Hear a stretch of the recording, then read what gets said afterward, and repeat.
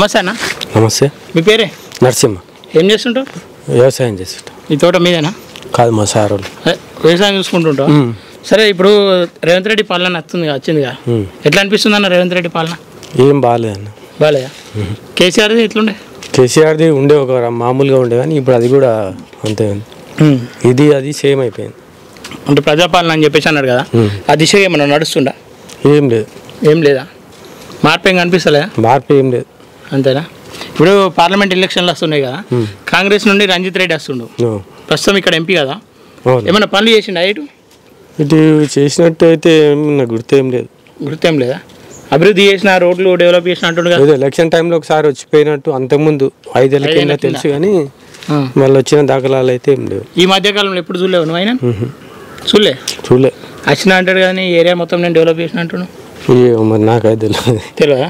మరి కాసాని జ్ఞానేశ్వర్ బీఆర్ఎస్ నుండి వస్తుండు, ఆయన పరిస్థితి ఎట్లుంటుంది? రూపాయలు ఖరావు. ఎందుకట్లా? ఆయన అసలు టీడీపీలో ఉండే కదా ఇంతకుముందు, దాంట్లోనే ఏదో మామూలుగా ఉండే, ఈ దాంట్లో నుంచి వెళ్ళిపోయినాక దీంట్లో అసలు ఆయనకు పెద్దగా లేదు కదా. బీజేపీ కొండ విశ్వేశ్వర రెడ్డి వస్తుండు కదా, ఆయన పరిస్థితి ఎట్లుంటుంది మరి? కొండ విశ్వేశ్వర రెడ్డి రావాలని అంటారు అంతా, నా ఆలోచన కూడా అదే, రావాలనుకుంటారా? ఎందుకే?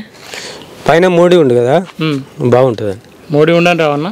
అంటే వ్యక్తిగతంగా ఈయనతుంటే ఏం లేదా? ఎవరు? విశ్వేశ్వర రెడ్డి. విశ్వేశ్వర రెడ్డి చాలా మంచోడా?